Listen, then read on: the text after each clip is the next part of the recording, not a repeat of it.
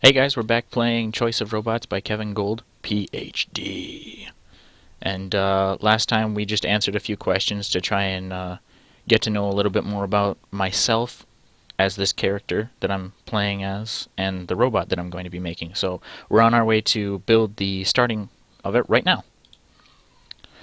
The Stanford University fabrication shop smells like oil and burnt plastic. The room is dominated by large metal, hand-cranked milling machines and lathes, dinosaurs of the 20th century, while most used machines are the smaller 3D printers and computer-controlled water jet cutters that take a quarter of the space. I wanted to get through that whole thing, and I messed up right at the end. The lights have the sterile fluorescence of an operating room with only a single tiny window near the ceiling to inform you that it is day. And what a good day it is.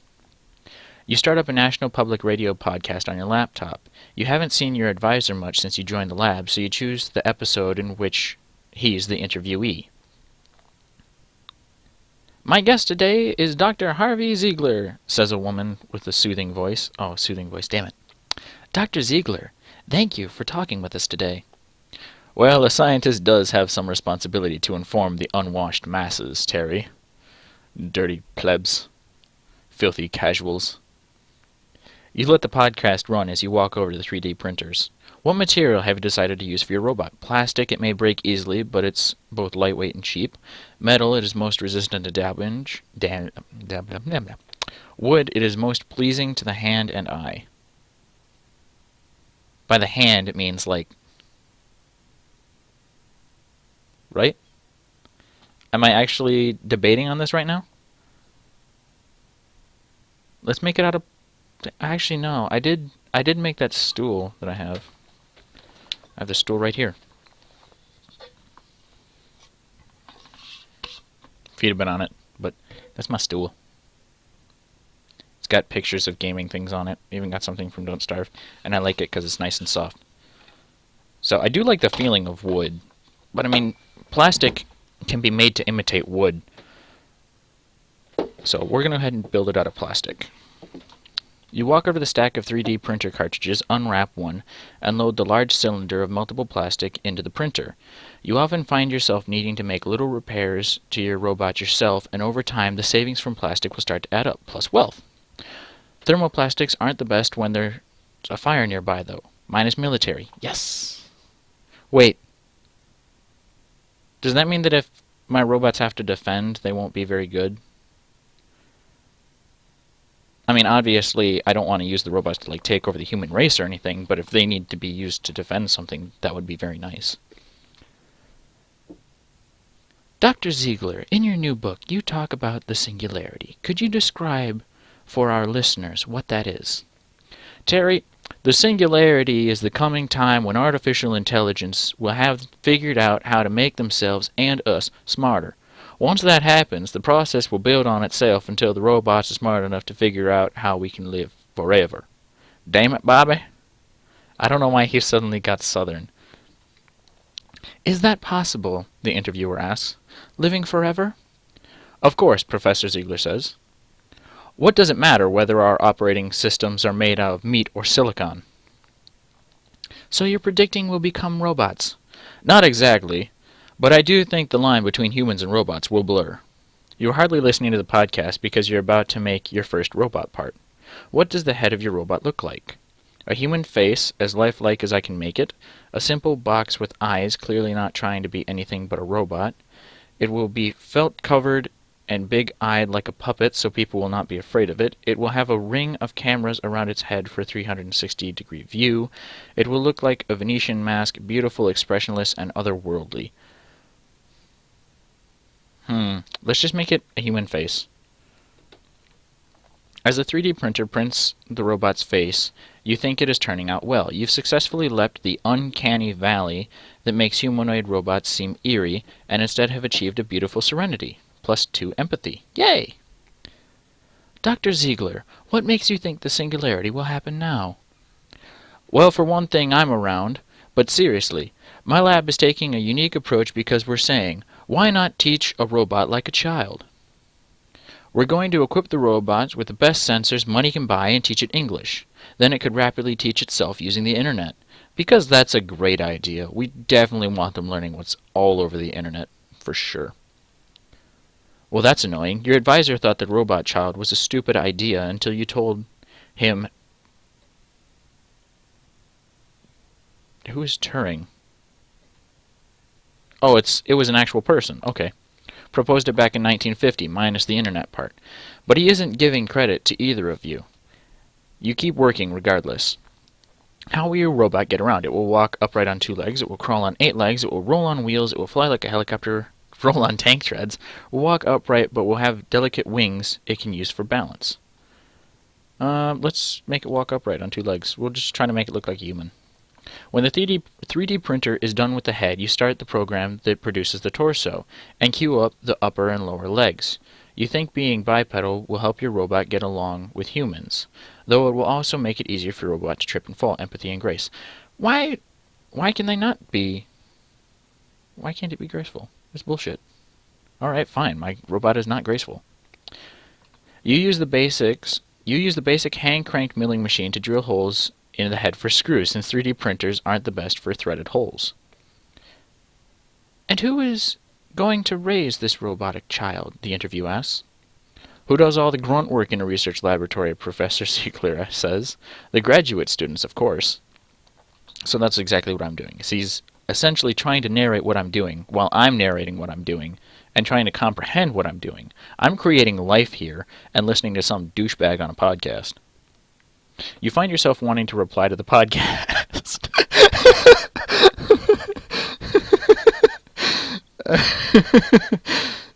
It's not grunt work. Education is critical to the robot's development. We also do all the real science. Perhaps you could learn something from doing a little grunt work yourself, Professor Ziegler. Alright, we'll go ahead and go with the last one. I doubt it, but I would... Oh, that's him. I doubt it, but I would join you if I had the time, says Professor Ziegler, who appears to have entered the machine shop behind you when you weren't looking. Crap. Perhaps it surprises you, but I do miss building robots myself instead of chasing after funding. Professor Ziegler is a heavyset man wearing a Hawaiian shirt and aviator sunglasses. Martin! Oh, no, wait, that's not Martin. Who the fuck was that? Was it Martin? No. I don't know. Obscure reference. Ignore it. He stalks over to your computer. We'll be back in a moment, continues the interviewer. We're talking with Professor Ziegler pauses the podcast by hitting your laptop spacebar, and you flinch at this intrusion. He pulls a cigar from the pocket and lights it. Why did I flinch at him pausing the podcast, but I didn't flinch when he just said that coming in? He then pulls a cigar from his pocket and lights it. The smell of smoke mingles with the oily smell of the machine shop, and my eyes start gumming up, because that's what happens when I'm exposed to smoke. I'm writing a grant for DARPA, or the DARPA, and need to see what you're making back here. We ultimately get funded by the Department of Defense, so we have to make sure they're happy with our product. Oh, great, so I am going to be making a militant robot. He casts a critical eye on the work you've done so far. This is a prototype, right? He says. You're going to build the final thing out of metal. Yes, sir, and I'm telling the truth. Yes, sir, but I'm lying. No, but we could certainly say it's a prototype in the grant. No, the plastic parts are meant to make it easier to repair. I don't think the military should have a problem with that. We could say, yeah, it's a prototype. If you need metal ones, we can make metal ones. Or we could keep it with the plastic. Yeah, we'll do that. Ha! True enough, Professor Ziegler says. I've trained you well. You were actually wondering when Professor Ziegler was going to start interacting with you, much less training you, but you don't say this. Professor Ziegler turns to examining your robot's head, which is currently sitting on the table next to the 3D printer. That seems alright, Ziegler says. Looks like it could be sufficiently intimidating.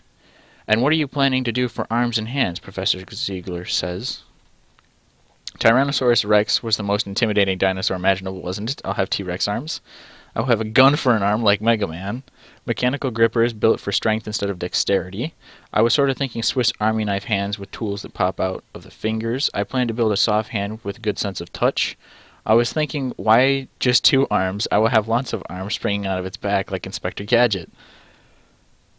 I'm gonna give it hands, just because, I'm building this robot to be as humanoid as possible, so we're gonna give it hands.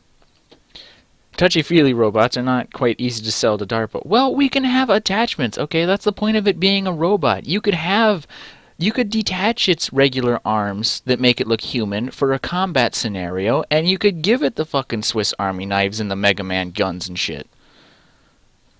I want my robot to get along with people, you say. That's a universally useful goal, regardless of who's funding it. +2 empathy, +1 grace. Yes, what now, motherfucker? Fine, Ziegler says, waving away further explanation. Carry on then. He turns to leave. I've got to go take a call from New York Times reporter. Funny how journalists all copy each other's stories, but each garble the message in a unique way. That is kind of interesting. It's an art to garble people's speech. He makes it to the door, then turns and says, "Oh, one more thing. Do you think your robot can be ready by tomorrow? Someone from the Air Force will be in town, and I told her your robot might be ready to show off by then." Her, eh? I see what's going on here. Yep. You feel your phone vibrating in your pocket. Bad timing.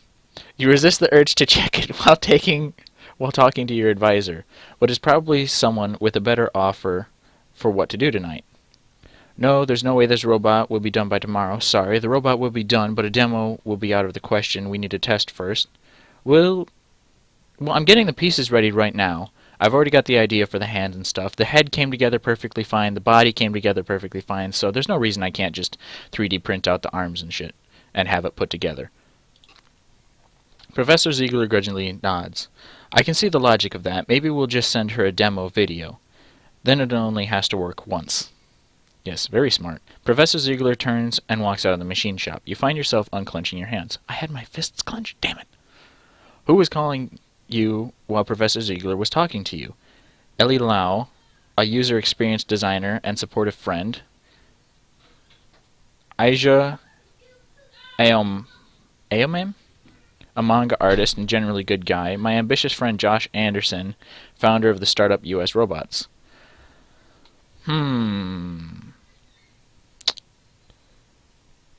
I don't think I'm going to do the last one. I don't think I would be friends with somebody who does startups for things. User experience designer, supportive friend, manga artist, generally good guy. We'll go with that, sure. From the missed call, your phone is displaying Aija's profile photo. It's a picture of Josh and Aija from freshman Welcome Week dance 7 years ago. Aija's wearing a white tuxedo with a red bow tie and making a V sign at the camera. Josh is wearing his usual gray hoodie, not having bothered to dress up for the dance, and his arm is around Aija. Aiji? I don't fucking know how to say this. What is the story behind that picture? I was in love with Josh's friend. Wait, what?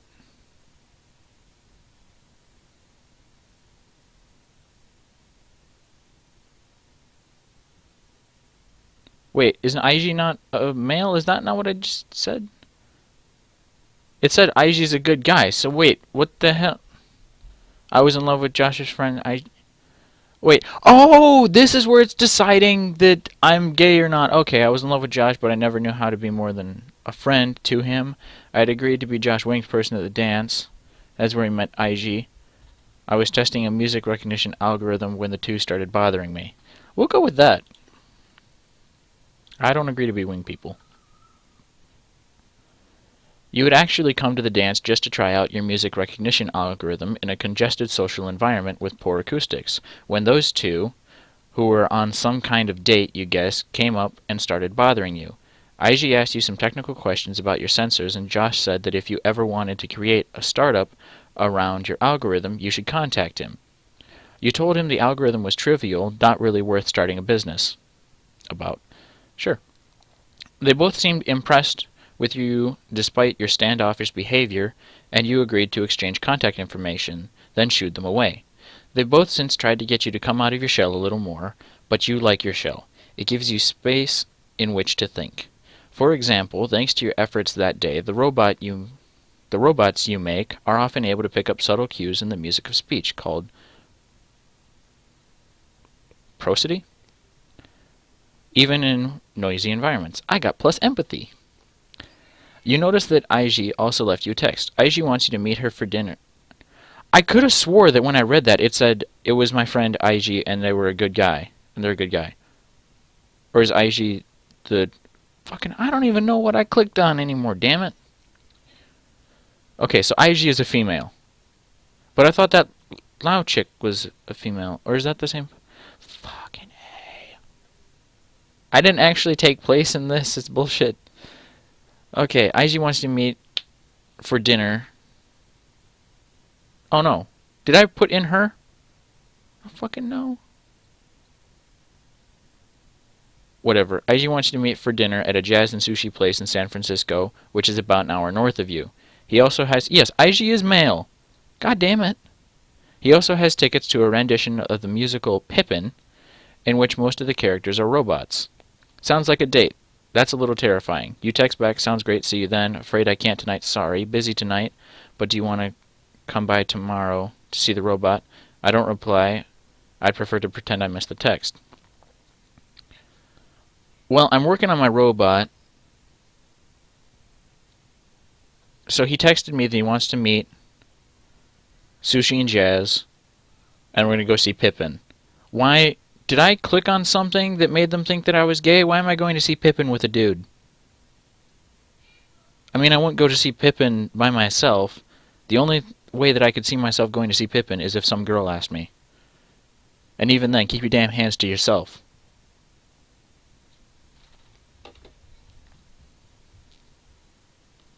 I'm sorry, I just can't, and I'm not going to throw it in his face and ask if he wants to see the robot. Like, I'm making a robot. I don't have time for you. But will you have time for me tomorrow? No, I am sorry, I can't do it tonight. I have to make this stupid robot. That's what we're going to go ahead and say, and I will go ahead and click next time.